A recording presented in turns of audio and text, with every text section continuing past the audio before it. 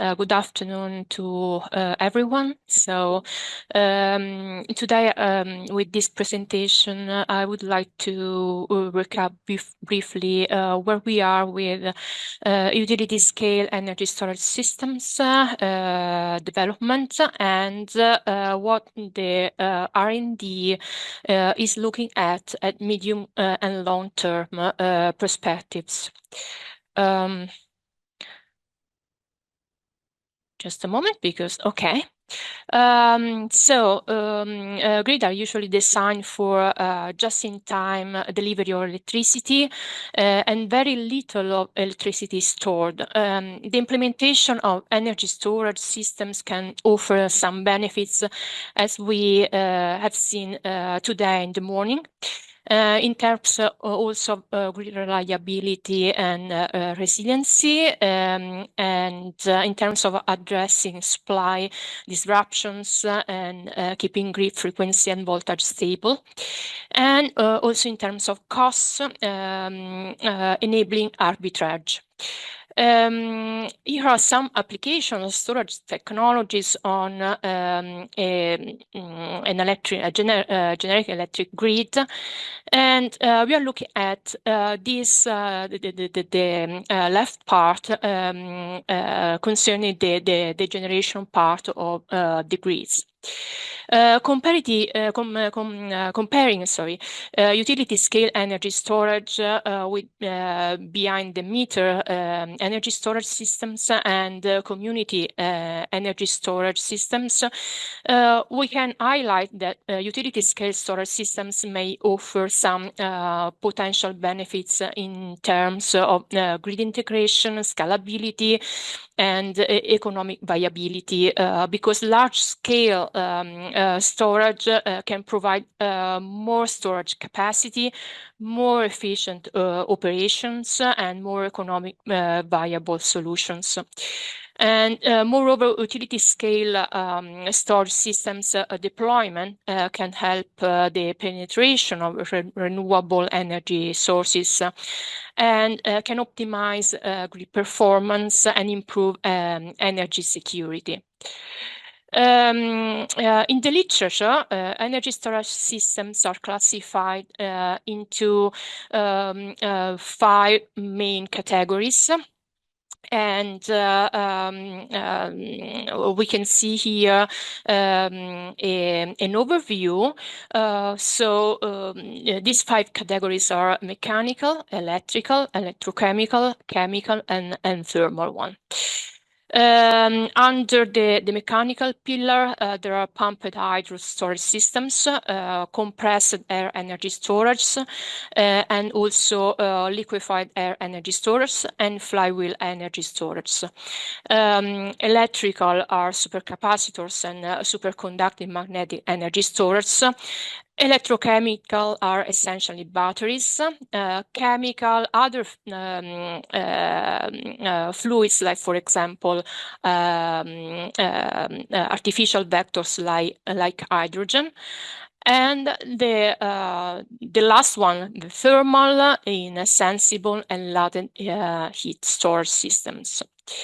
Looking at what is available right now, we can see that pumped hydro storage dominates the global market, accounting for about 90% of the overall energy storage capacity. That means more than 170 gigawatts. Lithium-ion batteries cover most of the rest, and other kinds of batteries, supercapacitors and thermal energy storage, flywheels, and CAIs cover just a residual part of the energy storage installed worldwide. Pumped hydroelectric storage is an established technology that works by pumping water from a lower reservoir to a higher reservoir, and later releasing it through turbines to generate electricity. And most pumped hydroelectric storage facilities were designed for just one cycle of pumping and generation per day. but their use has been shifted for more cycles per day because of the increasing use of variable energy sources. The lifetime is up to 40 to 60 years, but this lifetime can be extended considerably with refurbishments or plant upgrades. The number of potential installations of new potential installations is limited by several aspects, like available locations, environmental impact, regulatory frameworks, and monetary factors. And so pumped hydro storage can grow in some countries, like, for example, China, but much less in other countries like the European ones. In the last few years, the deployment of lithium-ion batteries has led to a strong growth in operating capacity. Until 2024, utility-scale battery storage systems had limited relevance, as large-scale projects still faced regulatory barriers, grid connection delays, and high investment requirements. And Italy was the only European country to secure a reliable project. So just the last year, utility-scale batteries became the lead segment, pushing battery deployment to a new record level. Anyway, generally speaking, European member states are not yet ready to accommodate a quick increase of grid-scale battery deployment. But what about other technologies? Usually storage systems are compared to each other in terms of power rate, capacity, and round-trip efficiency. But anyhow, there are several other critical criteria fundamental for the technology comparison. In this slide, each radar chart refers to a specific storage technology, giving its characteristics in terms of 8 relevant criteria, and in particular, power density, energy density, response time, round-trip efficiency, discharge time, lifetime, environmental impact, and power rate capacity. So it is clear that not all the technologies are applicable in any context. And for example, electrical storage systems, like for example, supercapacitors and SMEs, are not appropriate where high density energy and power rate capacity are required. Or most of the mechanical storage systems, on the contrary, are not appropriate for fast response times. Therefore, looking at specific applications, different types of storage systems can respond to specific grid requirements. In this table summarizes promising energy storage system options for various service applications, in particular transmission and distribution stabilization, ramping and load following, time shifting, peaking shaving and load leveling, black start, and voltage regulation and control. So, for example, lithium-ion batteries, flywheels, and pump hydro are recommended for several services applications.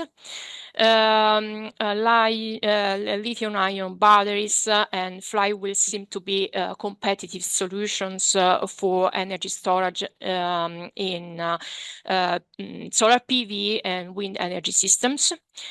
And this is because the lithium-ion batteries are characterized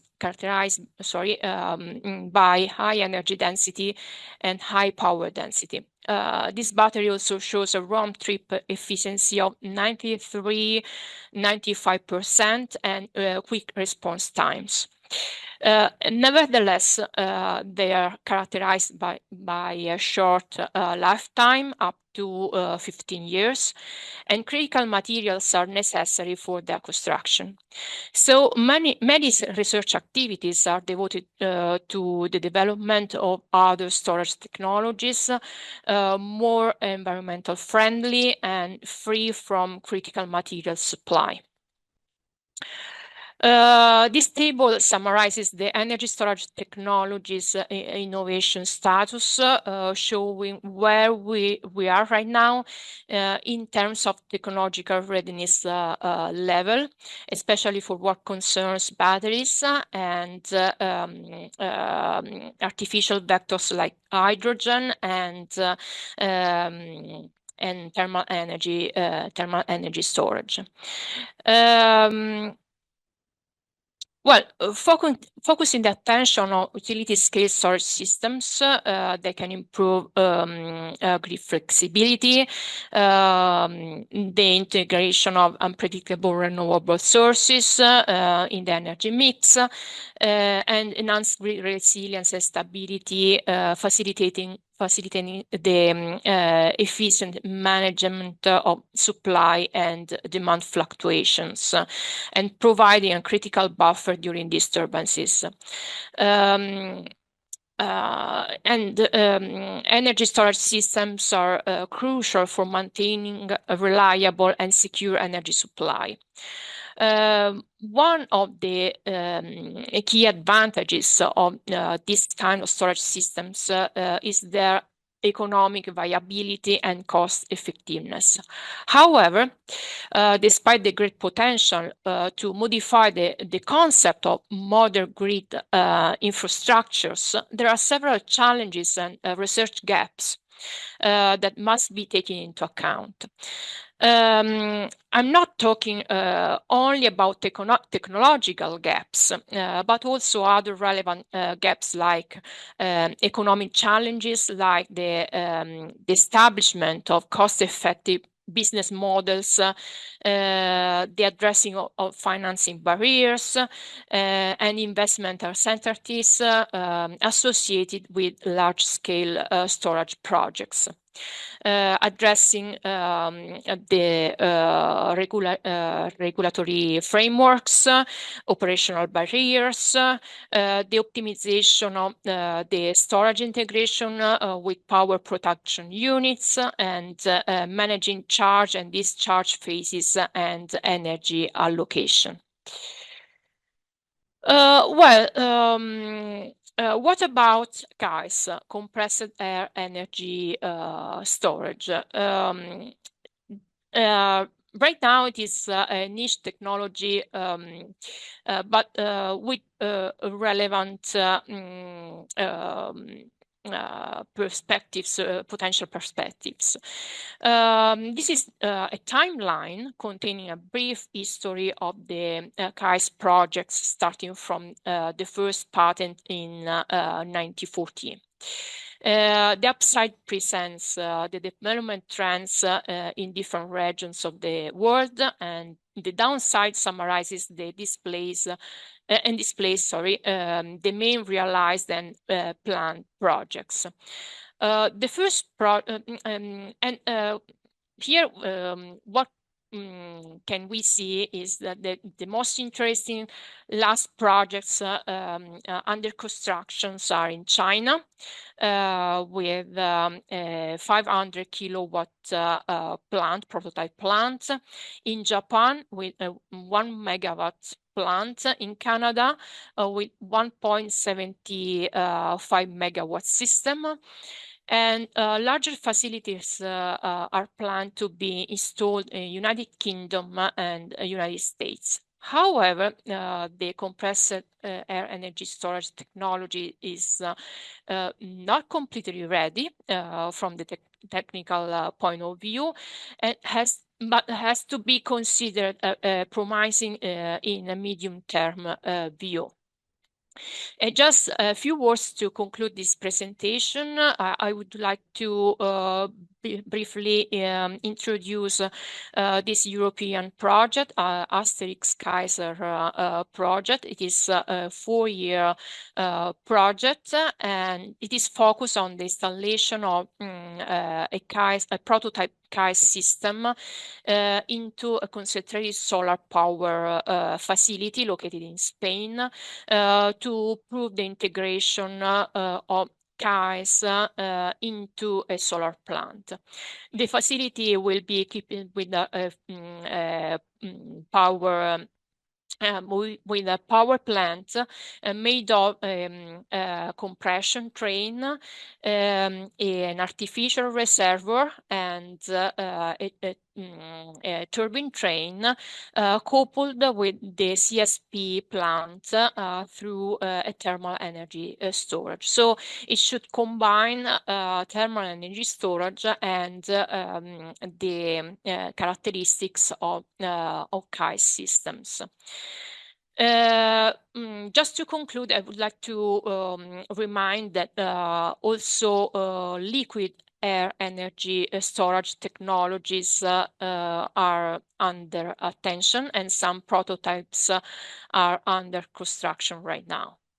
So just to conclude this presentation, utility scale storage systems offer a great opportunity to enhance grid performance, integrate renewable energy sources, and ensure energy security at the community level. They can help to make grids more reliable, efficient, and sustainable. And however, some key challenges must be addressed, not only research gaps, but also operational gaps and the integration of storage into power units to increase their flexibility. There are also some economic challenges, and some policy analyses are mandatory to ensure long-term viability. So that's all from my side, and thank you for your attention. Thank you very much, Ambra, for your presentation. Before we go to the next speaker, I'd like to remind the audience that all attendees can post their question and comments in the Q&A field already now. We will then pick them up in the Q&A session. And this brings me to our second presentation by Helena Gerard. Helena Gerard is a senior researcher in grids and energy markets at VITO Energieville in Belgium. So, Helena, I'm looking forward to your presentation. You can start the sharing, please. Okay, so good afternoon, everybody. Also on behalf of my side, so Helena Gerard from VITO Energieville, from the team of grids and energy markets. And we look at different technologies, also at storage, from a more system perspective. And we see that it's a new technology that will bring a lot of novelty in the system, novel opportunities. But in order to really embrace the power of storage, it's important that we have a look at how it's integrated in the new processes, in new markets, and most important, how the end users adopt a specific new technology. Just a brief word on Energieville. So I'm working for VITO. VITO is also part of Energieville. Energieville is a combination of 4 research centers within Belgium, and we are located in Genk. And the idea is that we cover the entire chain of technology, starting from the component level up until the system scenario level. And obviously, storage is a very important technology, which comes back at different parts of this research trajectory. And we do there indeed conceptual thinking on how can, for example, new technologies, what could be their potential role in a future system. And then we can also see, in case that the technology is there, to calculate and demonstrate what is the real life impact. And storage, it's indeed a game changer. That's what we can say.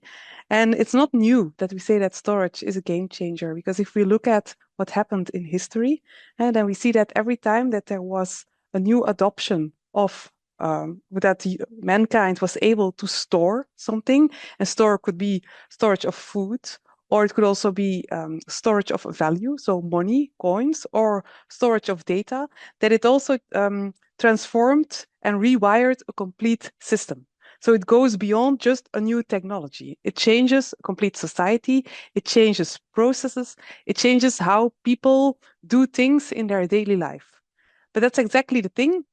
When you adapt things that people are doing in their daily lives, you really interfere with the behavior. That is something that takes time. And that's also what we see happening today. Although there is a very, very high and fast uptake of storage at the technology level, it's not as fast at the end user adoption level. And that's not a problem as such. It's just a reality that we have been seeing already for ages. Question is, of course, can we do things to at least make this process of transformation at the end user side? Can we make that easier? Can we make that quicker so that the adoption of storage is not slowing down, but can accelerate at the speed that is needed today? Because indeed, storage is absolutely needed. And that's why we see it very clearly today. If we look at the grid part, so more the systemic part, then we have this risk of increasing congestion in many countries. It's a picture of the Netherlands. It's all red, meaning the grid is congested. There is no option for new connections. There is need for more flexibility in the system. We need to consume and produce at different moments in time. Obviously, storage is a response to do that. And this is a picture of the Netherlands, but we see that this is happening in many countries. Also on the right, it's not only about congestion, there is also, due to renewables, a higher probability of short-term volatility. Short-term volatility that, in worst case, can even bring the system in danger. Again, storage is a good solution to make that more smooth. And then third element related to that, we also see it when we have a very sunny Sunday, that suddenly there is the risk of incompressibility. So it's not possible anymore to produce less or to consume more. And again, the system risk is in danger. A third example where storage could be a solution. And sometimes it's said, well, it's perfect. There is a need for storage and flexibility. We see cost of storage are falling, deployment is rising. So the storage revolution, is it complete? Well, maybe not fully complete. Because although we see indeed important changes at the technology level, question remains, has the end user adopted the full potential of storage? And it's also important at a cost level, not only at a system risk level. That's what we see on the right. If you have a green scenario, you have a red scenario, it comes from the Belgian transmission system operator. Having flexibility in the system, or more flexibility or less flexibility, you can see that it gives a difference of more than 1,000 megawatts. And so it's very high, I would say very high volumes in a scenario with a lot of flexibility and a scenario with not a lot of flexibility. And it's clear that in case that there's not enough flexibility in the system, you're not only in danger of physical risks, but there is obviously also a very high economic cost. So role of flexibility and storage in particular, very important. It has an impact on the physical part and in the economic part, but there might be some small signs of a little friction. And that's what we also see here plotted on this slide. If you look at the top picture, what does it tell you? It gives you the electrification uptake of industrial players. There is the scenario or the envisioned trajectory from 2023, and also the most recent update. And there we see that it's actually going a bit slower than expected. So industrial electrification is not going as fast as we have hoped for. That also means if the electrification is not going that fast, also the storage potential of different new technologies that might be part of this industrial electrification process, yeah, that's also not happening. At the bottom, a different slide from the residential perspective. There we see the uptake of electric mobility, also with an interesting storage potential. And there it's a bit a similar thing that we can observe. Although electrification at the EV penetration is going faster than expected, the part of EV penetration that is behaving flexible, that's going slower, that's less, that's the gray part. So there we see that we have less flexible EVs in the market. And then it means that the storage and the flexibility potential is also not fully exploited. So what is happening there? Let's zoom on the two big end user segments. First on industry, we have a big project in Belgium running. It's called Galileo. Project is also supported by federal government. And the big question is, what are today barriers why industrial electrification and investment in new technologies like storage is slowing down? What's happening there? We have zoomed on 5 different industrial sectors, each time with a reference company linked to it, Aperam, Nierstar, the Sandalo Group, Tiense Suiker, and LCL. You see it on the right. We're tackling also different potential use cases of flexibility from long-term to short-term. So all different options are explored. And the big question is, what are the big challenges for those companies and why do they consider it very difficult? Interesting there is that first we made up ourselves a potential list of most important barriers. And from literature, there were 3 important barriers. First one was business case not positive. Second one, well, product quality might be at risk. And the third, a classic one, IT implementation risks. But then if we ask the same question to the companies and really went for what is the true reason behind this slowing down in electrification, then we saw a bit a different view. So first element, the business case is indeed important, but it's not about the business case as such being negative. It's mainly about the uncertainty of the business case. And that's an important difference. Because the business case is considered to be uncertain, we see that a lot of investments, they require a payback time of 3 years, some cases even 1 year. Obviously, that's your payback time. It's very hard to realize a positive investment case. The second one, product quality is indeed important, but it's more than that. It's about product, but also service quality. Companies asking themselves the question, if I'm becoming more flexible, if I start changing from one day to another my production process, the timing of my process, yeah, then it will have an impact on other companies in my value chain. And maybe they will not consider my service at the same quality and they might not want to work with me anymore in the future. So also service important. And then a third one, IT was what you were expecting, but it's not about IT. Most of the companies mentioned that they saw that the modification of internal processes and also potential KPIs linked to that was actually much more difficult. And that a lot of IT projects were difficult, not because of the IT aspect as such, but because of the fact that the internal process was not adapted. Also, uncertainty on grid infrastructure was an important element to take into account. So obviously, there might be a lot of potential mitigation measures. We have listed here 4 of them.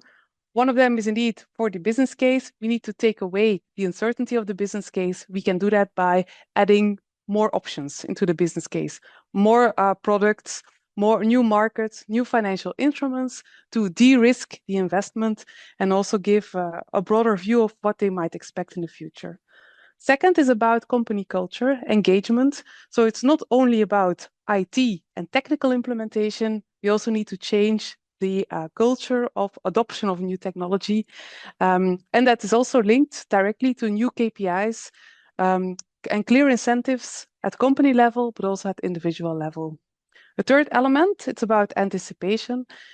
If we really want to leverage on the value of storage, it's also important that companies, before they invest, that they talk with potential stakeholders, in particular grid operators, but also neighbors, if they might do shared investment or if it's possible to connect to the grid.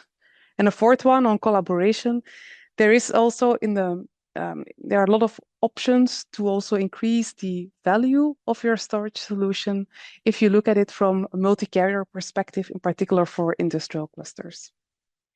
For households, a bit a similar story. Also there, we see that there are multiple factors that impact the decision of end consumers to invest in storage solutions. On the left, you see, for example, the case of electric vehicles, where you see a lot of colored lines.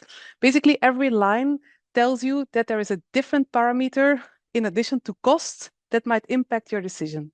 On the right, you have the case for heat pumps. You see that's less diverse. So heat pumps is more a cost-based decision. Electric vehicles is very broad. Storage solutions often are situated in between. But the most important element there is more than just financial incentives.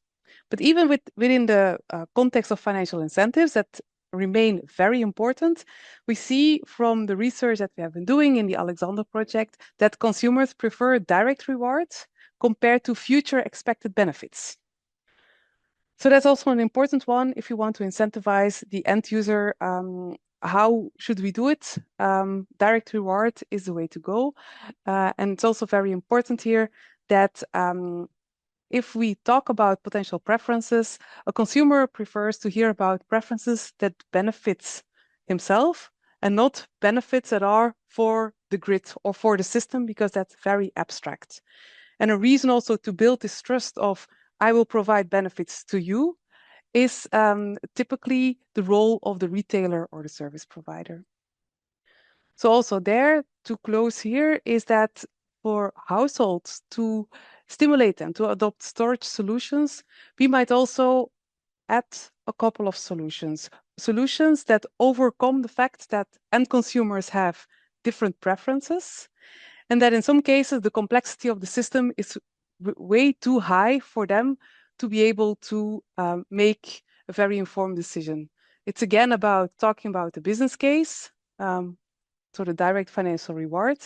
It's also about moving beyond just financial economics and give some other incentives, explain them very clearly and very early in the process that they might need to work, or that there might be a new policy related to storage, which is coming up.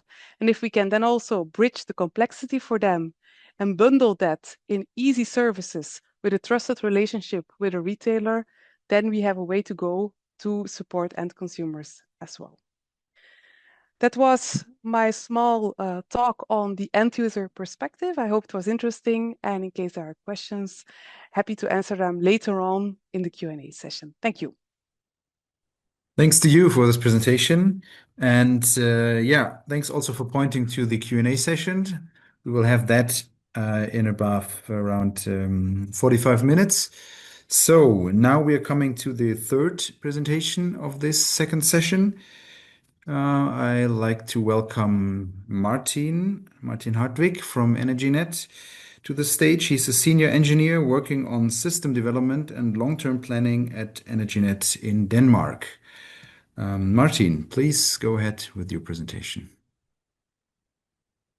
Thank you very much. I think my presentation is on the screen now. Yes, perfect. Very good. So I come from Energinet, and Energinet is a state-owned TSO, and we are an integrated TSO. So that means that we have the responsibility for electricity, methane, and hydrogen.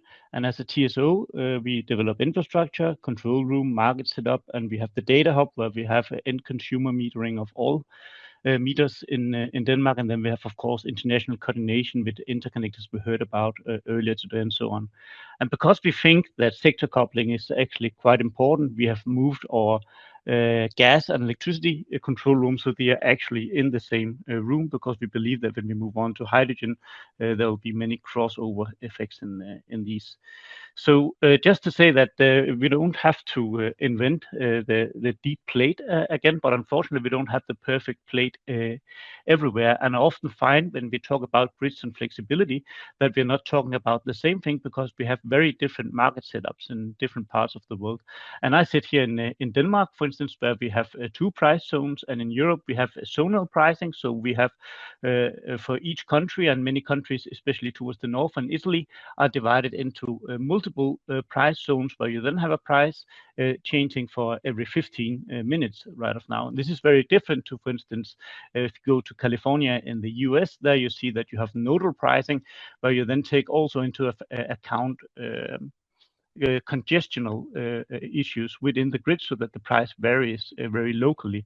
So we have very good markets for taking care of congestion. In Europe, we have, on the other hand, we are very well integrated internationally. So you can say that there's different strongholds of different market setups in different parts of the world. And also when it comes to end user pricing, it's not the same all over Europe. So for instance, we heard earlier today about batteries in Germany, and how there's been a lot of batteries in Germany, but in Germany you don't have the same rollout of smart metering as, for instance, in Denmark. So this means also that not everybody is seeing the zonal price at the end user and the household. So that also means that the business case, for instance, for batteries in households are very different depending on where you sit and how you're exposed to different kinds of price signals where you're located. So I'll just talk a small story about the path ahead for Denmark, because I think it's interesting also for other places, and I'll come back to why.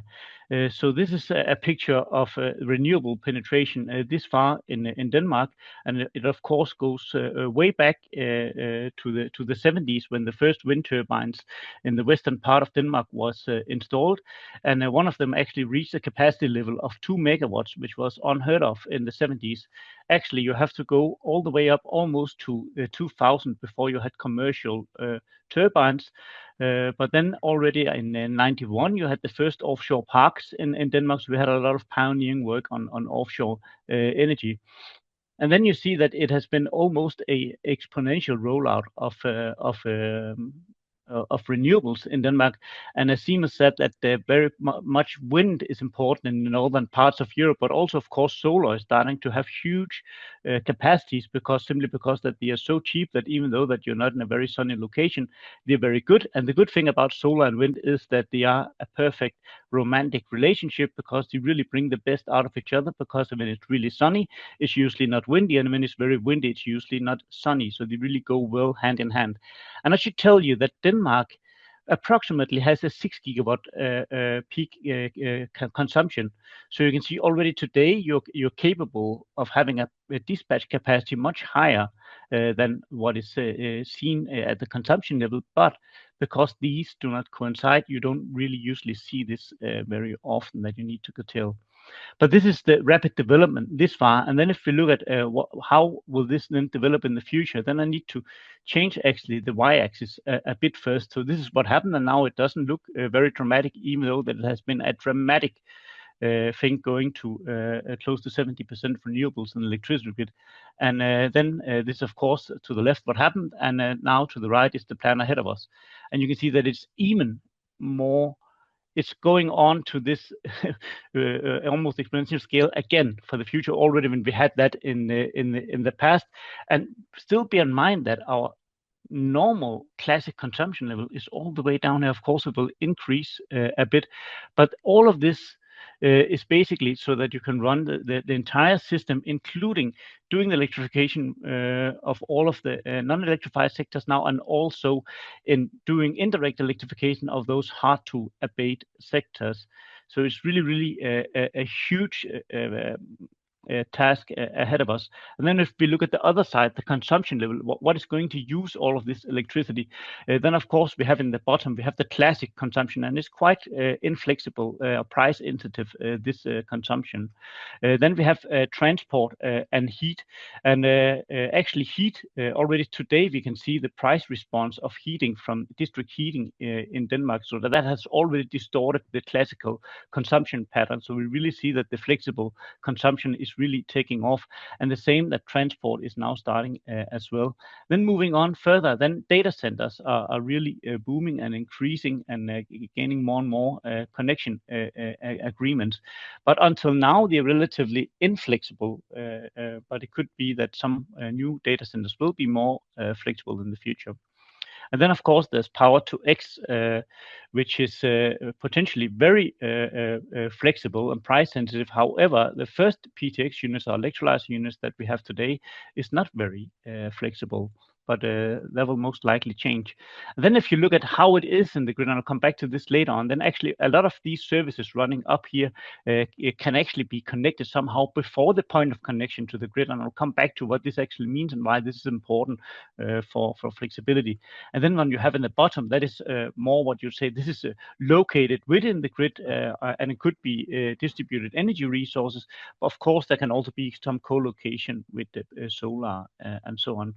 But just to have a look at what's going on right now, so this is how it has been this far. So we have reached this renewable penetration basically from turning up and down our power plants. So when it's very sunny or windy, we just crank down the power plants, and if it's not very sunny and windy, we just crank up the power plants. And that has worked very well this far.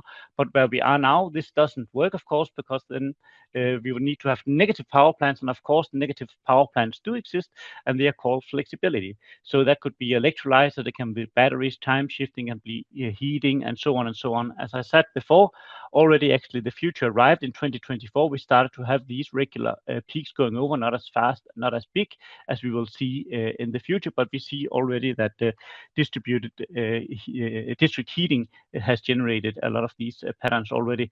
And then, of course, as a grid operator, both the ramp up and ramp downs will be very important, because if you don't ramp down sufficiently fast with renewables, then of course you will have the same effect of missing production capacity. In this transition that we are all standing in the midst of, it's nice to have some shared vocabulary. And I think that the vocabulary by the International Energy Agency of phases of the energy transition is very good. So they divide the energy transition into 6 phases, where the first ones was, which I talked about in the 70s in Denmark, where single turbines were installed, and you could not really see it in the control room, and you started to have a little bit more, and you could see a little bit of disturbances. And then all the way to maybe 5 years ago, where you would have a weekend during the year where you could run the entire country only on wind. But then development kind of stops if you just take the traditional way of usually we used to look only at how do we put more generation into the system, and you subsidized wind turbines, and you also subsidized PV in the beginning, and then you see that if you want to have more turbines or more PV, then you need to put in some capacity subsidies. But this will not work where we are now, because now you will have generation capacities that surplus the classical needs. So you need to have a simultaneous focus on the rollout of the flexibility or flexible power consumers as on the generation units themselves. Otherwise, you can see also public subsidy calls, which may not be developers responding for. And then, of course, further on, you also need to incorporate all of the indirect uses of electricity that could be with power to X, etc., so that you can also electrify the hard to abate sectors. And then if we look at the variability of where the different countries are, then you can see that Denmark is in phase 5 right now, and struggling with changing the mindset of how you should actually do things differently now. You can see that Ireland is leapfrogging from phase 4 very fast towards phase 5 here towards 2030. And then you can see that there's huge difference, but also like it's not really fair to compare small countries with large countries. So, for instance, if you look within the US, then you can say that, okay, the US is in phase 2, but then you can go to state level, and then you could go to, for instance, California, and you will see that they would be in a phase 4 right now. So you can see they will also start to get issues of moving from, you can say, the past phases to the future phases. So clearly, where we are now moving into is clearly where we need to have one of those phase +4 approaches to look at how to do integration. And in the phases 1 to 4, we usually talk about curtailment, and we need to install flexibility to take care of this curtailment. But this is not really a useful terminology going towards phases 5 and 6. Of course, you should still have focus on curtailment, and of course, there will always be some curtailment. There will be some production that is not economically efficient to actually do anything with, so you will always have a little bit of curtailment. But what is really important is this simultaneous rollout of generation and flexibility, so that you can add more generation, even though that you have saturated the system, by then adding also more flexibility in the system. So it's really only the simultaneous focus on the both that can bring you towards and or forward in phases 5 and 6. And we used to have all of these discussions about whether it was better to be off or on grid, and I will argue now that it's better to be both at the same time. So how we used to look at our grids is that we have everybody connected to the grid, and then you get a connection agreement, and you build your wind power, offshore wind power plant, you make your PV plan, and you get a grid connection, or you connect your consumption units and you get a consumption grid connection. And of course, if you looked at this in the example of an electrolyzer, you would see that you would need to pay more tariffs for being in this system, and also that you need to procure all of the energy online. Then you can go, of course, to the complete opposite and go completely off grid and just put in all of your your renewable generation units and co-locate them with your electrolyzer. But then you need to recover the entire LCOE of your units, and then it will also still be quite expensive hydrogen you can produce. But if you can co-locate, for instance, before the point of connection, co-locate your generation units and your consumption units, then you can get a limited point of connection, because you don't need to either have full capacity in or out, so you can save a lot on your grid connection. And also you don't need to pay tariffs for all of the power that you use internally, because you already procure that yourself. And you still have the possibility to decide, depending on power prices, if you want to produce electrons or molecules. So you have more opportunities to actually optimize your business case, and you can you can also, what is important is that you can also overplant. You can also have overplanting in this place over here, so you can overplant and have a higher capacity than, for instance, your grid connection allows for. And this is will then be a lot of flexibility dealt with on the edge of the system, and essentially this corresponds to having a local price zone where this unit is located, which is also known as hybrid power plants. And it doesn't have to be these fancy things like electrolyzers doing molecules for indirect electrification. It could also be, for instance, be a data center that you co-locate, or using direct line connections and connecting it with renewable generation, and maybe also a backup power plant if you're not running your power plant flexibly, or you could be meeting the additional power that you then need from your point of connection towards the grid. So by having new concepts for connecting the units, you really limit the amount of small peaks that only occur at less frequent times within the grid, and you don't need then to dimension your grid for those peaks, but rather for matching the average consumption.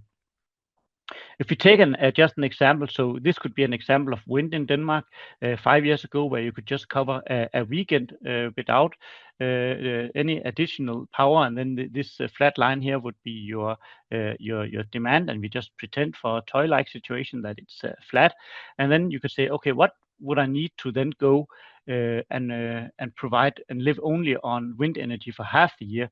You could install a lot of battery, but it would be a lot of battery going for this much of capacity. So if you start to overplant instead, then you of course could produce, and this was the generation to low duration curve for wind power plants. So we sorted them so you have most productive hours to the left and least to the right. Then you see that you can generate without introducing any storage, but the overplanting itself acts as a storage, so that you have, for half the year you actually have all of the electricity you need. But of course, this only works if you have some kind of flexible consumption setting, being able to either convert this into hydrogen or time shift it to another location, or elsewise use it on the next to the grid. So this is a new flexible demand that is needed to then do this kind of overplanting.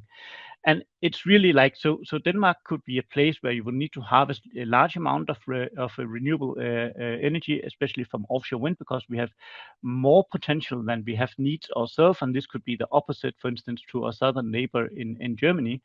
And going for, if Denmark is to integrate 30-40 gigawatts of offshore wind, it wouldn't make sense to take it onto a copper plate within the country in a 6 gigawatt peak system. So we would need this kind of edge or peak shaving tools going on the edge of the system.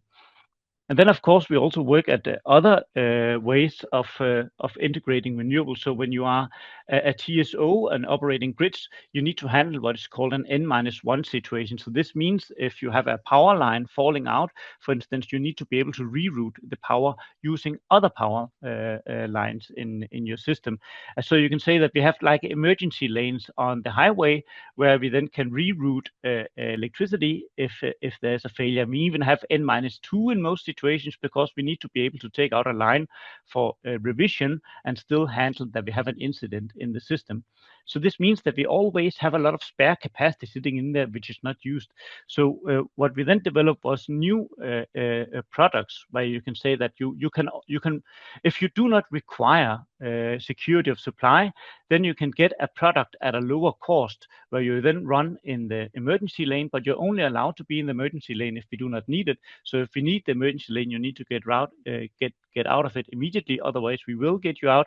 But then you can get a reduced tariff for being in there without security supply, and that could be, for instance, electrolyzers running in there. So that's another example of how to get highly utilized grids, because everybody wants to have more grids, but they also want to have grids that are payable.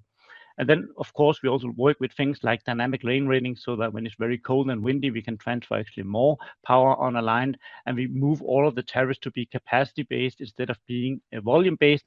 And we look at how can we get more geographic granularity, so that you can also take care of congestion.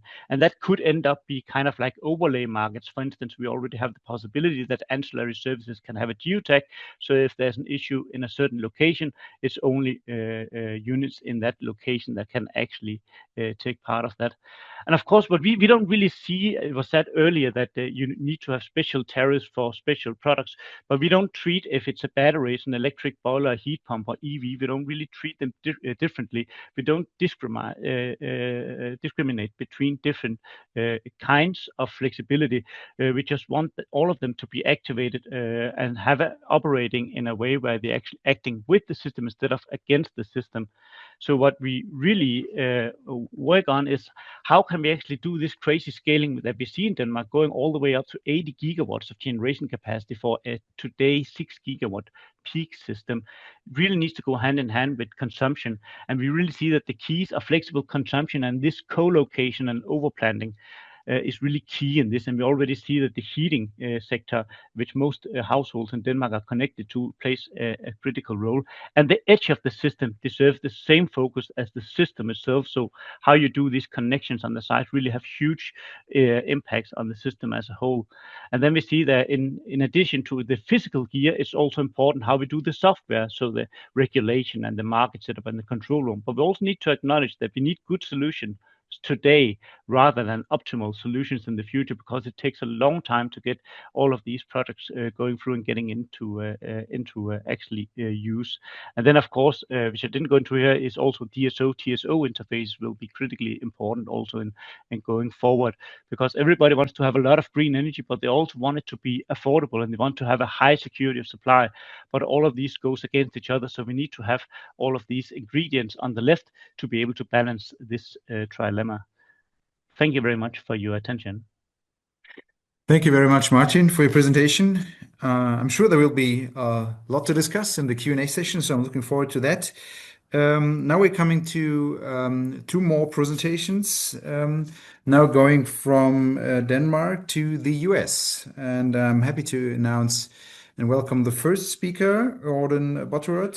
Audun has appointments from MIT and Argonne National Lab in the US. So welcome to Enerstock Online, and please start your presentation.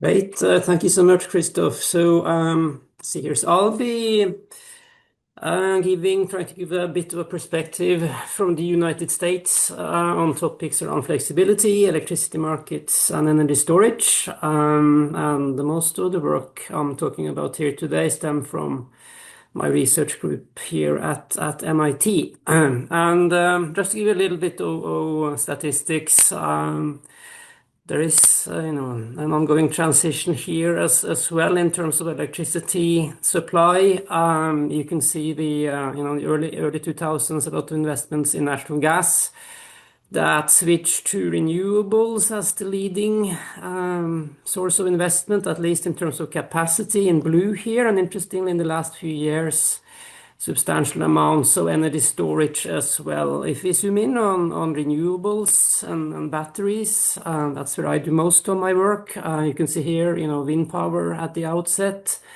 Now it's majority solar power investments, and the green part of this graph is energy storage and batteries, which has really picked up in the last few years here. A little bit about where do these investments happen? They happened all across the country, but there's a lot of investments in Texas and California, as you can see here. This is from 2024, in solar as well as batteries.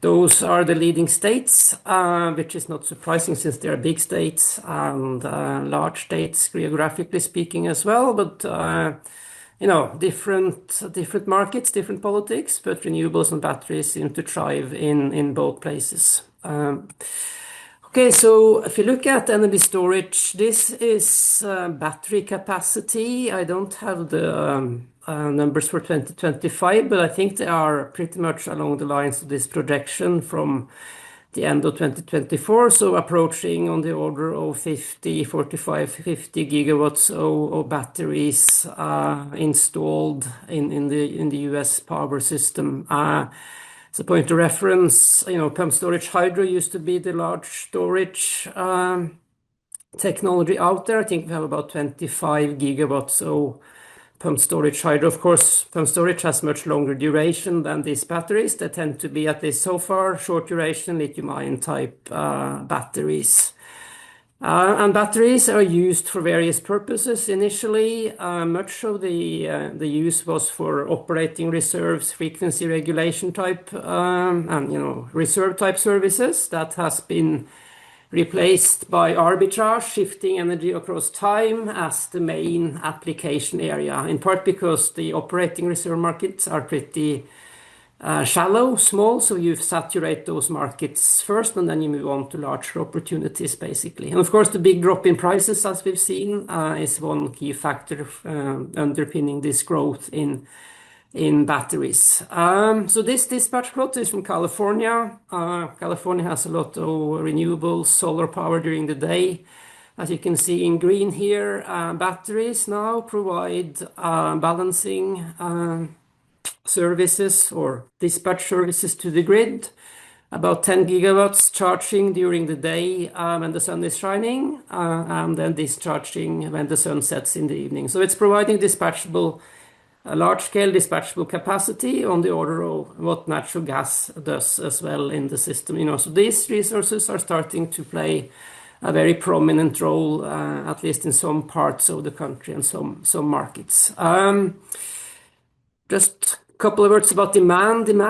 Electricity demand has been pretty much flat since 2000 in the US, but it's starting to pick up again, as you can see here from these latest numbers. And the key driver, there's a lot of talk about data centers in the US as well, and the projections. There's a wide variety in terms of how much we may be getting, but all the arrows are pointing upwards, and this is a key challenge, a key concern that the electric power industry is working with, how to meet this demand, while maintaining affordability and other goals for the system. Okay, so let's talk a little bit about markets. I'll try to be very fast here, but I live in Cambridge. Cambridge is next to Boston. We have several universities, including MIT and Harvard. So if you look at the academic literature, there's a lot of interesting history locally here, dating back to some work in the 80s from MIT, from economists, as well as engineers. In that book in the middle, Schweppe et al., they kind of laid out how you can take the conventional, traditional unit commitment economic dispatch problem and extract prices as incentives for both operations and investments in the system. More recently, Bill Hogan at Harvard has been very prominent in terms of advocating and designing electricity markets in the United States as well as internationally. And today's markets basically build on this history. The US was not the first country to adopt markets. That started to happen in the late 1990s. So electrically speaking, the US is split into three more or less independent interconnections, as seen on the left here. And there are various regulatory structures in different parts of the country, but there are 7 organized regional electricity markets, as you can see on the right-hand side here. And over the years, they have, I would say, converged towards very similar operating regimes, at least in the short-term operational time frame. Of course, if you dig into the details, there are differences, but they all employ, for instance, locational marginal prices to schedule and dispatch resources in the system. So a few years ago, I did this paper with a colleague in Austria where we tried to compare European markets and US markets. Just pointing out a couple of things. When the first markets were introduced in the US, in the Northeast, they were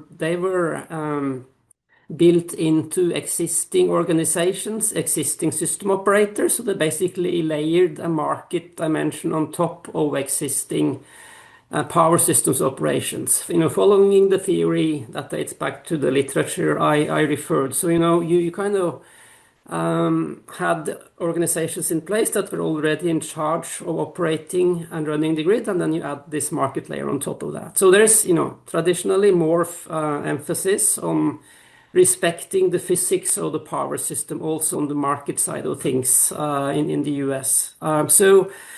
As Martin also pointed out, if you look at the short-term market operations, we have nodal pricing. So, prices reflect congestion and losses in the system. And also, the market is being dispatched very frequently. Every 5 minutes, you send out new dispatch instructions, and also you price and settle on a 5-minute interval in real time. And also you optimize energy and reserves in the same problem, which has, certain advantages, at least in theory. So basically, you start with the conventional scheduling problem, which looks something like this, where you try to minimize system operating costs, and then from your system constraints, from the energy balance in each node, which takes into account transmission losses and transmission congestion, you get the locational marginal prices from the shadow price or the duals, and you also get the reserve prices from the same set of equations. So that's kind of the fundamental problem that you solve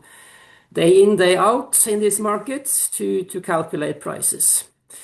And what prices may look like is something like this. This is a few years ago, back in 2015, but different colors, different prices. So we may have a purple, the purple area in the middle has negative prices.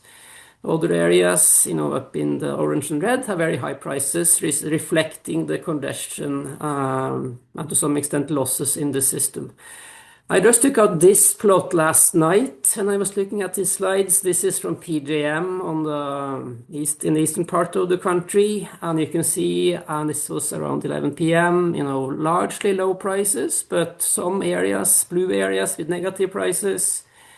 And also you see the red prices there, which tend to be around the state of Virginia. If you read about data centers in the US, there's been a lot of investments in data centers in Virginia. I don't know if the high prices are due to the data centers. That's just speculation, but that could be the case at 11 p.m. at night. And you can also aggregate the prices. These are average prices over the course of the year in 2023. But the main message here is that these prices, they give very high resolution incentives for both producers, consumers, as well as energy storage, which is a good thing when it comes to providing incentives for flexibility. So we did this study back when the 5-minute dispatch and settlement requirement came from the regulator. This is for a battery unit. We assume that it's being used for arbitrage. The blue line is an hourly price. The red line is a 5-minute price. The 5-minute price has a much higher volatility, and we calculated using different battery models what this battery would earn from this arbitrage service. And the main point here, if you look at on the right-hand side, the differences between the red and the blue bars, basically you would double or more or less double your revenues if you responded to a 5-minute price signal as opposed to a 60-minute or hourly price signal. So, it indicates how market design, market resolution may play a big difference in terms of providing revenues and incentives for flexibility. Okay, last thing is about capacity mechanisms. They have been around since the outset in parts of the country, and this map is still more or less correct. So in the eastern part, you have capacity markets of centralized auctions, where the system operator procures capacity to ensure reliability. And then capacity obligations in California and SPP. And Texas still has an so-called energy-only market where the prices for energy and reserves are the main incentives for investments. So, when it comes to these long-term mechanisms, there's a lot of diversity and differences in the US. As I said, a lot of investments in California, in batteries, as well as in Texas. California, they tend to have a little bit longer duration batteries, up to 4 hours on average. Texas has about 2 hours, and so far very little investments in long duration, although that is definitely something that is being considered as well. So let me just wrap up. I think, we have to really think carefully about power systems and markets. We have to continue improving how we deal with more weather-driven resources out there. As I've pointed out, I think the US market design model, especially around how we deal with pricing and congestion, is efficient.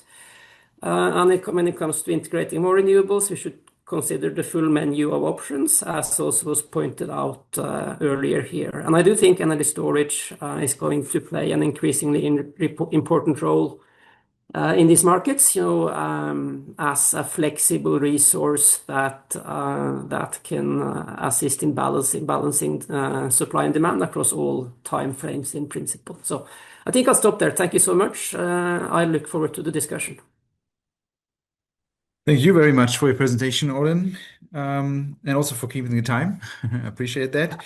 And with this, I'd like to welcome our final speaker for today. I think for him it's early morning, so thanks for being with us here. Abhishek Somani he's a principal economist at the Pacific Northwest National Laboratory in the US and also delegate of the US to the Energy Storage TCP. So, Abhishek, looking forward to your presentation. Please, you can share your screen.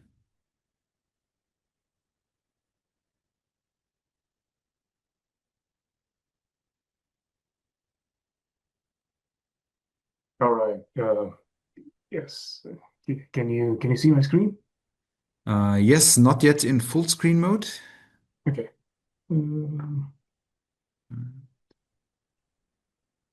Yeah, this is good. Thank you. All right. Yeah. Good afternoon, and good morning from here. I live in Denver, Colorado, and I work with Pacific Northwest National Laboratory, which is another national laboratory in the U.S. In the western part in Washington State. Um, and like Christoph mentioned, I also am a U.S. delegate, not just for this energy storage TCP, but also for the hydropower technology collaboration program. And some of the work that I'm going to be talking about now is the work that we did in collaboration with our colleagues from around the world as part of the Hydro TCP program, and that included Audun Botterud, who just presented, and that actually is a nice. His Audun's presentation was a nice intro, maybe segue to my what I'm going to be talking about. I'm going to be presenting some work that we did to assess the need for medium duration and long duration energy storage. So anything more than 6 hours of duration. Like Audun was talking about, there has been a significant growth in the deployment of mostly for even 6 hour batteries, at least in the US. You can see these charts on the right. The top chart shows the total megawatt capacity, the power capacity, and the bottom right graph shows the total energy capacity. And this is a little dated, but you can even from there, right? You can see how much of a hockey stick kind of growth there has been in storage deployment. But again, it has only been for storage of 4 to 6 hours. In fact, if the last pump storage facility that was built in the US, if I was trying to remember that, it was built back in 2012, and that was only a 40 megawatt pump storage plant. So there hasn't been any medium duration, long duration storage built. What we know, as other speakers have talked about, the business case for the shorter duration storage is pretty well established at this point. There are a number of grid services that they can provide and tap into also the energy arbitrage benefits that exist. The business case for this kind of storage is pretty well established. There are other kinds of emerging but niche cases also for shorter duration. This is things like co-locating storage with conventional generation. In the case of co-locating battery with conventional run-of-river or even a reservoir hydro plant. It increases the capacity, adds flexibility. It can reduce the wear and tear and increase longevity of plants. So adding additional value streams, which just again further makes the business case even better. But what's still not emerging is the business case for the long duration energy storage. Having said that, we're seeing a lot of need for long duration storage, medium duration, long duration storage. We know these energy drought events, the Dunkelflaute kinds of events are happening more and more frequently and with a greater intensity, especially as the deployment of renewable resources has been increasing. And concurrently, there's been a significant amount of curtailment, as Martin was also pointing out, that we're seeing in several regions. So the need for long duration, medium duration, long duration storage is emerging, but the business case is still a little tenuous, and that's what I will touch on a little bit, which is what the need for what are some quantitative metrics and markers which are pointing towards the need for long duration storage, and what this is calling for is interventions, whether those are policy, regulatory, or through market initiatives, in terms of making the business case for long duration storage a little better. So I always start out this with a little example. It's an anecdotal, but it's an example from of a extreme heat wave event that happened in the Western United States in 2020, and there was really high temperatures throughout the west coast, but especially in California, which saw the demand really spiking in California. That was coupled, if you see the blue part of the chart, that's the wind output. The wind output dropped down to zero. So we saw the flouter part of the Dunkelflaute happening during this event. And there was but what really came to rescue at this point was we had a lot of stored water in the reservoirs, especially in the northwest region of the Western United States. And you can see the hydro generation picking up and also generating at sustaining the high generation for multiple days. So this is really this long duration, medium duration energy storage in action. And oh, by the way, there was a significant amount of demand response that was deployed, almost, I think, 5,000 to 6,000 megawatts of demand response that was also deployed. So it wasn't just hydro saving the day, it was also hydro working in tandem with other resources to help the systems ride through this event. So this provided inspiration for the work that we ended up doing within the hydro TCP, which is looking at these the droughts. And very quickly, the way we define energy drought is actually quite similar to how these energy droughts are defined by other people and and there's a lot of work that's happening in this space.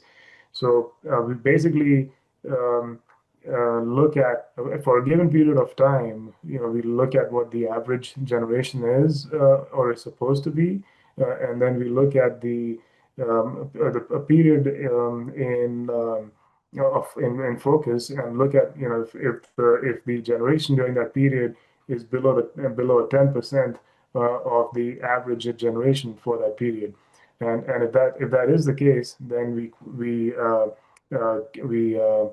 mark that period as having energy drought.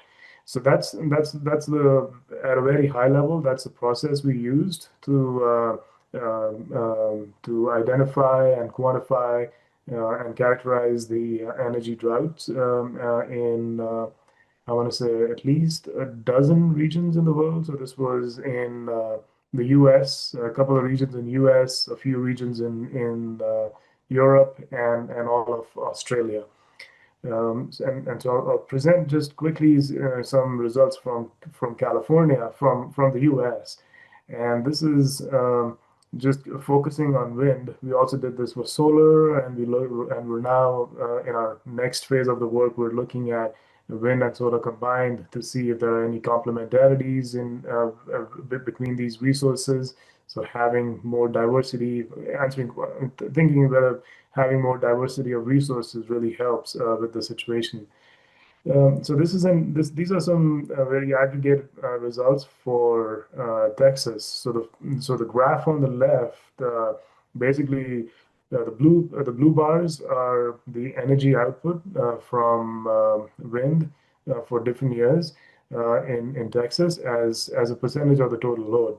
As you can see, wind, it's almost 20%, 30% of capacity in Texas, and it provides anywhere from 20 to 30% of actual energy, total load in Texas.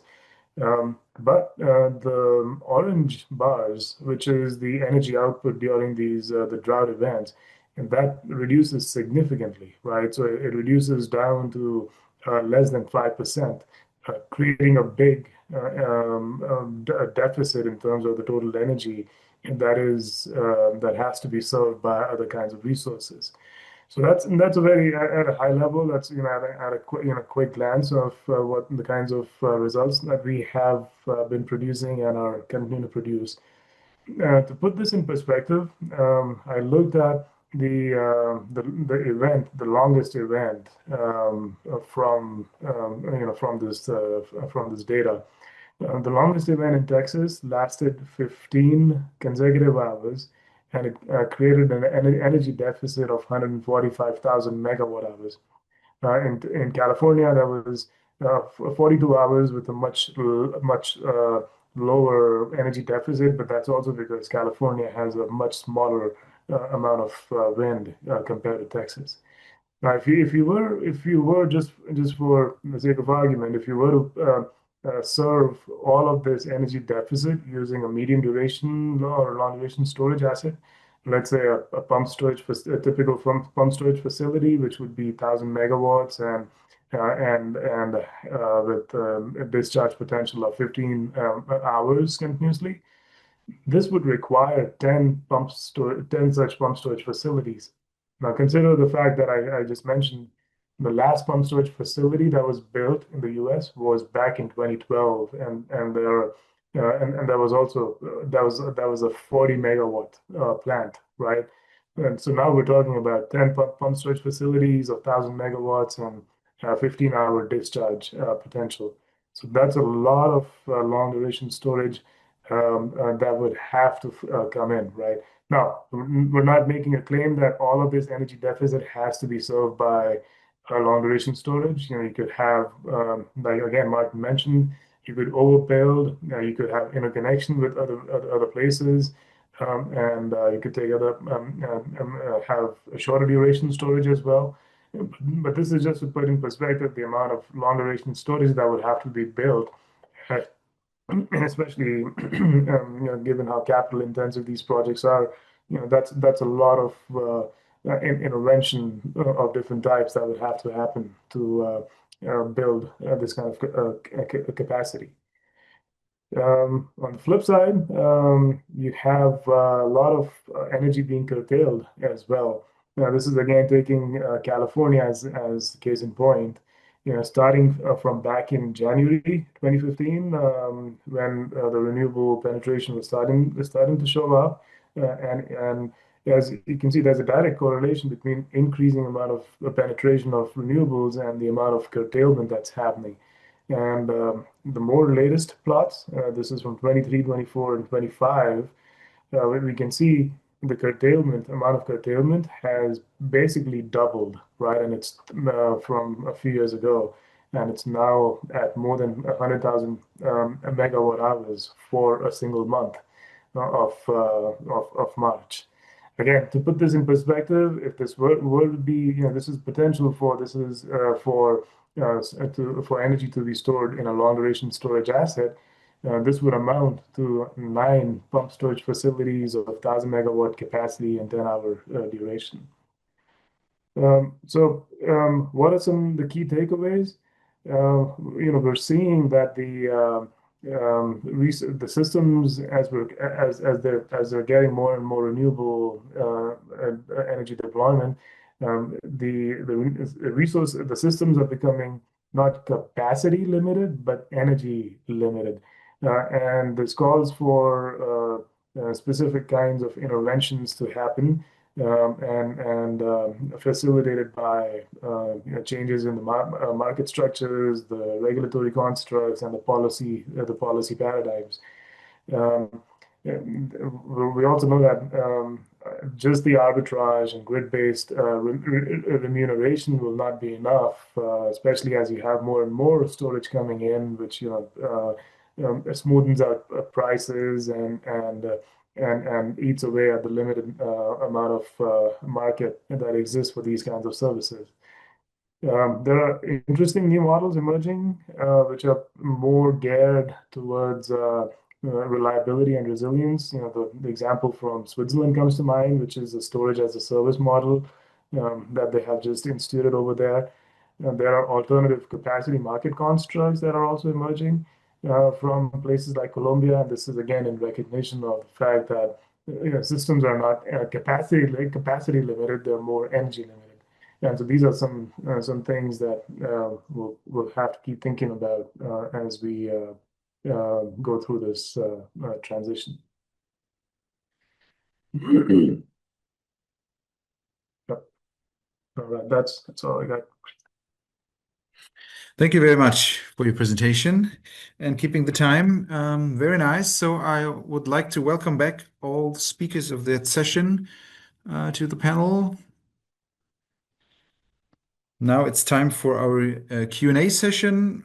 We still have, let's say, 15 minutes until the scheduled end of the first day. And we already received some questions in the chat. So maybe let me start with that one. This is to Martin Hartvig. We can see that hydrogen is struggling to emerge and that some electrolyzers are not very flexible. Shouldn't you rather consider other long-duration energy storage technologies?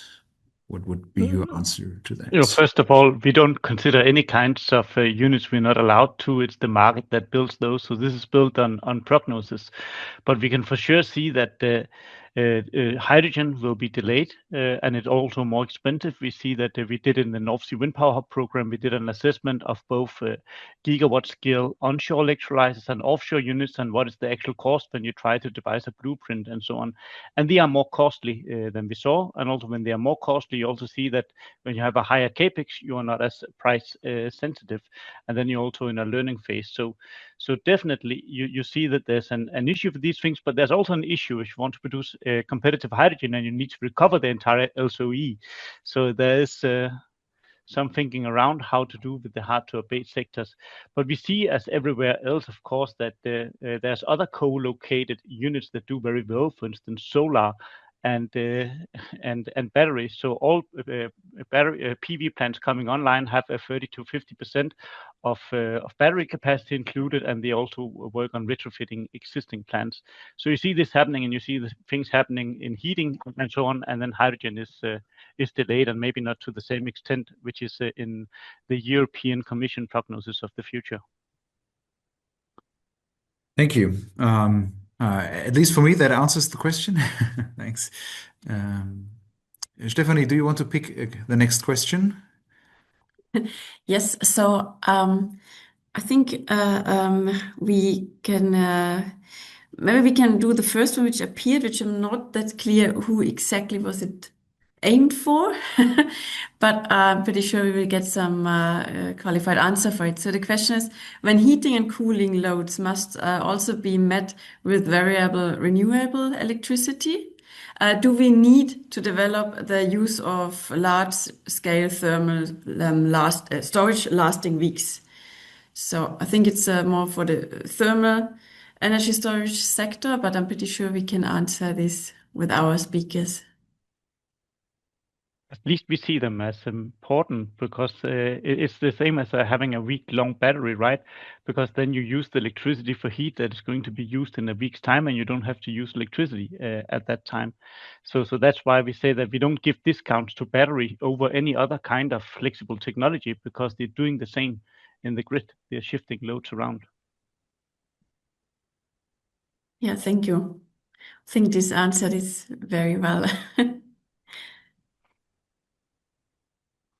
Okay, maybe we go on with the question to Audun Botterud. Why is there still a lot of natural gas while charging batteries in California?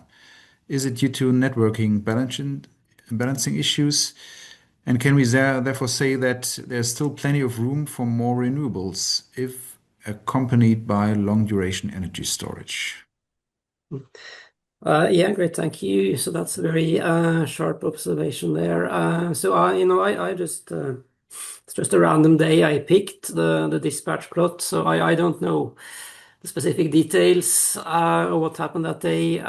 If you were to guess, if you recall that during the day there's a lot of solar power. The batteries are charging, but the natural gas plants, some of them are still running. That's what the plot is showing.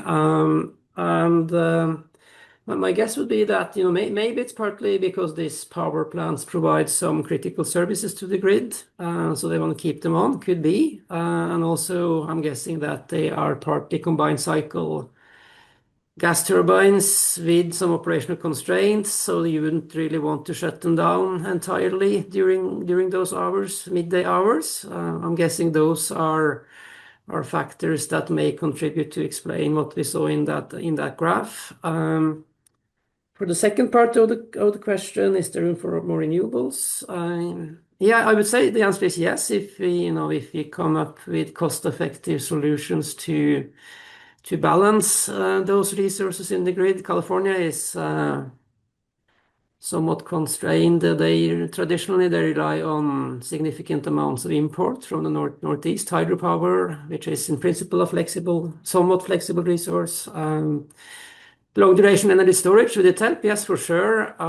There is definitely a lot of interest in those technologies. What we tend to see in studies looking at long-term scenarios for the power system is that it's still kind of hard to make the economic case for many of those technologies. There may be other solutions that are more cost-effective for providing flexibility. But if technologies emerge that are cost-effective, yeah, sure, that would help, and that would increase the amount of renewables you can cost-effectively integrate, would be my answer. Thank you. Okay, so we can go on. We have one more question in the Q&A field. So the audience is also welcomed to raise a hand if someone wants to speak up and put the question directly. So in the queue, there's a question for Abhishek from Geoffroy. Do you think that co-location and hybrid power plant setups, like what Martin has suggested, would help the US, for instance, California, to manage curtailment and at an affordable price? Is such an approach realistic in the US?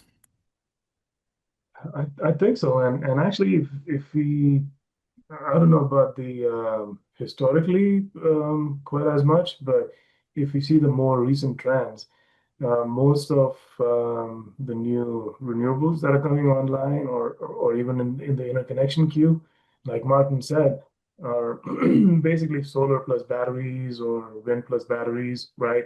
So there is a substantial co-location that is happening. And if I were to venture a guess, like more than 50% of existing batteries, grid scale batteries, are co-located. The issue tends to be that they're optimized to meet the terms of the PPA, right? Which is to meet certain capacity factors, as opposed to minimizing the curtailment, right? So the batteries are not sized to minimize curtailment. They're maximized to help with meeting the terms of the contract and getting certain capacity factors. Which means, again, as Martin pointed out, if you have to overbuild, you overbuild and just meet the terms of the contract, right?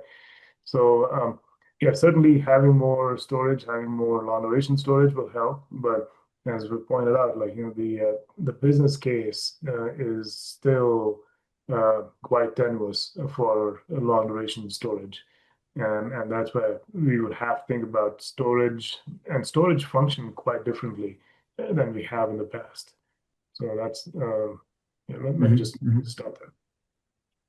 Okay, thank you. I would like to continue with a question to Helena.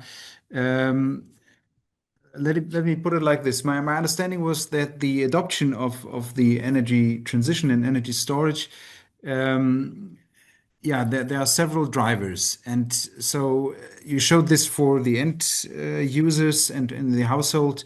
That was very impressive for me, that things like EV, you have many drivers and maybe that facilitates the adoption. For other technologies like heat pump, the cost is a bigger issue. So what would you say are the consequences for research and development activities in energy storage technologies? So is it a more interdisciplinary approach that is needed to work, yeah, towards a better adoption?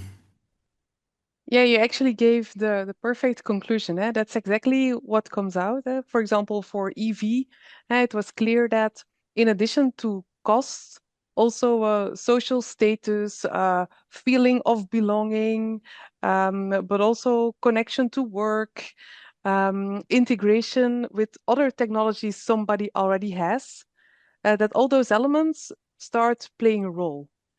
Also, link with if I adopt a specific technology, is it not only making my business case more positive, but am I maybe doing something good for my kids? So if there is a direct connection with a future perspective, all those elements start playing a role. So it also means that that sometimes it's very fluffy because we are in a sector of a lot of engineers, that we also need to think about the what we call holistic approach. Adoption is not only about the most efficient, cost efficient, but also technology efficient solution. It's clearly also about a lot of other decision variables. And they also differ dependent on the storage technology. So it's not the same for storage technology. They differ dependent on the end use segment. They differ dependent on the country. So it's very complex, but it's important because if it's not tackled, then we might actually overestimate the speed of adoption of some of those technologies, and that would be a pity. Thank you. Yeah, for further elaborating this. I see that Stephanie raised a hand. Yes, just one question that comes to mind, maybe a follow-up to this one. And I guess everyone from the speaker could answer it, but I would like to highlight first to the talk from Ambra, as it was already in the title about the future, status quo in the future. I mean, your results are very important to give some ground, some background for decision makers, maybe also political level. What is your feeling and you're working like? How is the response to your results and how will it be used, for example? Thank you, Stephanie. Well, what's my feeling? I think the perspectives and most important goals should be the reduction of use of rare materials that are usually applied, for example, for batteries. And it is really important for European countries, for example, because considering the worldwide political situation, rare materials could be no more affordable. So, and it is why I started to focus my attention, for example, on KI systems, because even if it seems to be a niche technology, in the future it could help a lot, especially long duration storage, or can help the power plant flexibility, because it can be well integrated in power plants. And we need to consider that compressed air storage systems have changed is natural, because when the first study started in 1940, 1950, researchers were focused on natural reservoirs, for example, caverns. Now we are looking at artificial reservoirs. So this kind of concept can be applied also in a modular way. And this is the same approach we can follow, for example, for other compressed fuels, like, for example, carbon dioxide, that can be easily integrated. It can be integrated into power units. And for what concerns the hybridization of compressed energy systems with liquid air energy systems. So I think it could be a viable pathway for the future. Okay, thank you very much. Yes. You're welcome. So we are already reaching the end of the scheduled program. Still, I would like to ask or put forward the final question in the Q&A chat here by Margherita Moreno from Italy. I don't want to read it complete, but it's about having a common definition of long duration energy storage technologies, or maybe this implicates also medium and long duration. So I think this is a task we already also discussed at our previous executive committee meeting of the Energy Storage TCP. I know that this is also a topic that is discussed within the hydropower TCP. I see Abhishek agreeing with that. So and yeah, basically, I think this is needed. Is there someone from you who wants to add a remark here to this comment on having this common definition?